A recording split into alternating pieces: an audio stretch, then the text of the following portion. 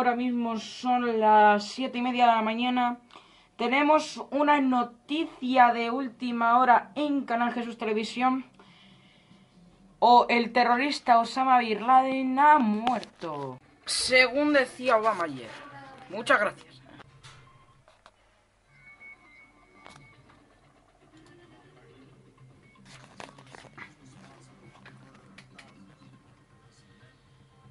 Según la BBC Mundo.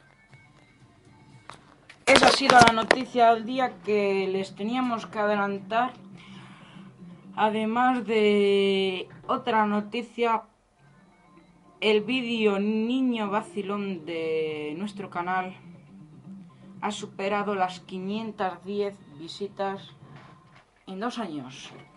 El objetivo de Canal Jesús Televisión con ese vídeo es llegar a las 1000 reproducciones.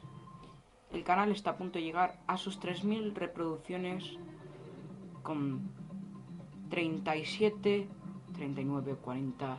El mejor día, 200 reproducciones diarias. Nos despedimos. Volvemos dentro de exactamente 6 horas. Muchas gracias y hasta pronto.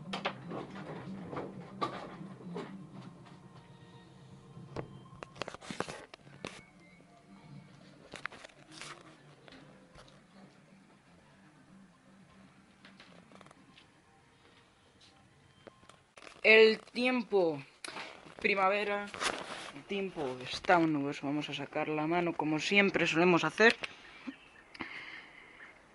Y el tiempo está con unas temperaturas de 20 grados de máxima y 12 de mínima.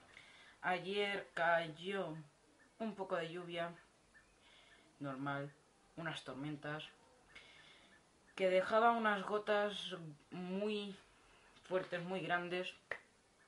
Caía con mucha fuerza y fue horrible.